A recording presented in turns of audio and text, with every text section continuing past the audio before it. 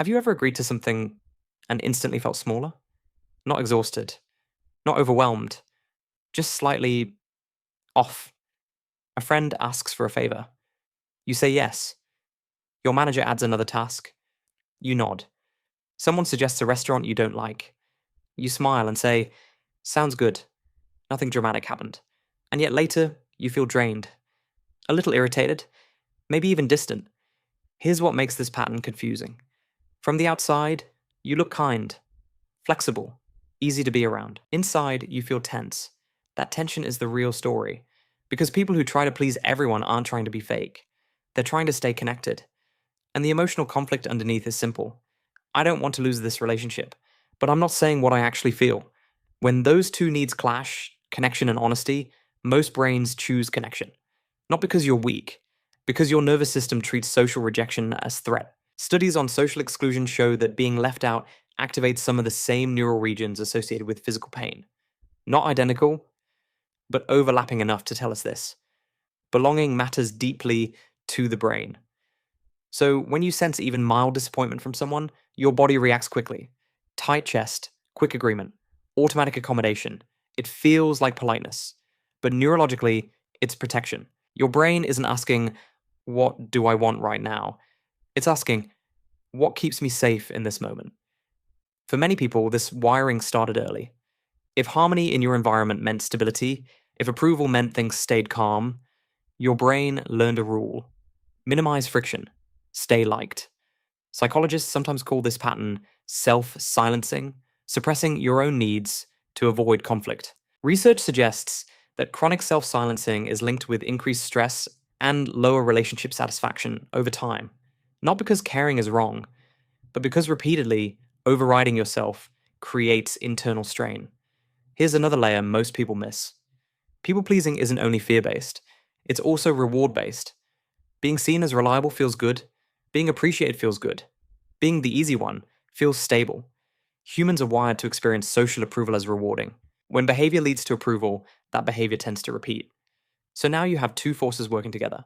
Avoid disapproval, seek approval. That combination makes saying no feel risky, even when the request is small. Over time, something subtle shifts. You stop asking yourself what you prefer. You automatically scan what others prefer. You get excellent at reading tone shifts, facial expressions, energy changes, externally adaptable, internally tight. And here's the quiet cost: resentment. Not loud anger, just a low grade irritation after plans you agreed to.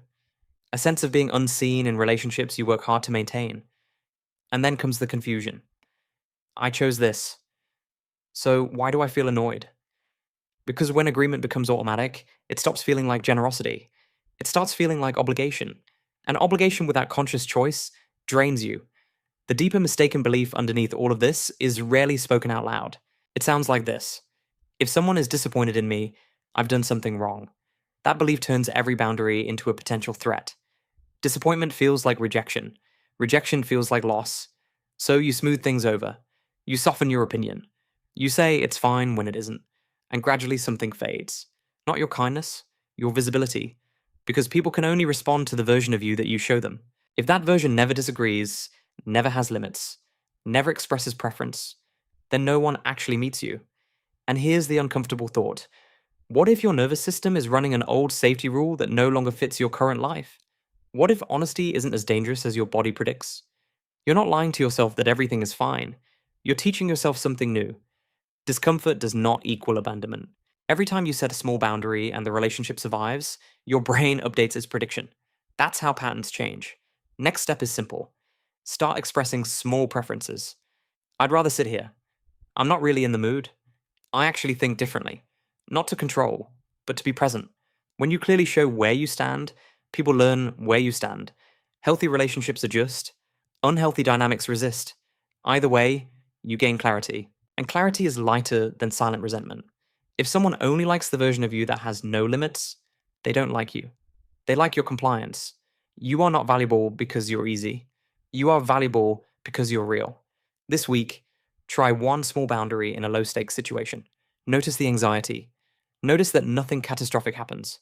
Your nervous system relearns through experience, not just insight. If this resonates, subscribe. This channel is about understanding the patterns you learned and choosing which ones still serve you. And I'm curious, what's one yes you've said recently that you didn't actually mean? Start there. You're not broken. You adapted. Now you get to update the adaptation